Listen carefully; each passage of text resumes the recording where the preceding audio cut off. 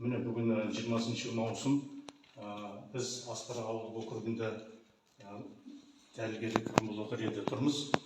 Мен Мұрат Батырбай, қоғам белсендісі, келіп осы жаңа жылдың алдында ашылған амбулаторияда 5-6 ай болып жұмыс атқарғанда барлық жабдықтармен толық болатын 5-6 айдың ішінде мінекей. Ал бүгінгі таңда жақында ғана келген міндетін атқарушы бас дәрігер аудандық аурухананың анелигі біраз жабдықтарын бәрін алып кеткен. Мына қазір өсіп тұрған жер бос бұл тренажерный зал, балаларға, үлкен адамдарға арналған бәрін тоқалдырын алып кеткен. Қазір халық ауыл тұрғындары зардап шегіп, қазір мерекеге баруға мәжбүр болды.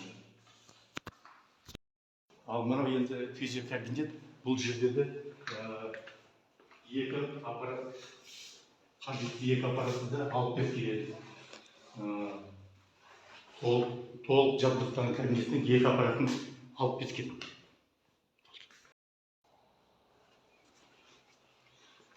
Ал мынау процедурный кабинет. Бұл жерде де екі аппаратураны алып кеткен. Қосымша КТ аппаратын да алып кетіп қалған.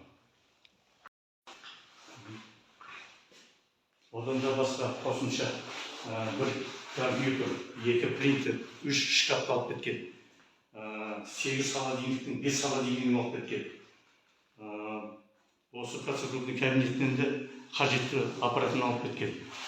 Сонда бұның соғылған мақсаты не болды? Басында соғылған мақсаты бұл жерде шұғыл түрде медициналық көмек көрсету несіменен соғылған болатын. Жол Алматыда келе жатқан трасса болғандықтан қандай бір жол апаты болған кезде бірінші дәрігерлік көмек көрсету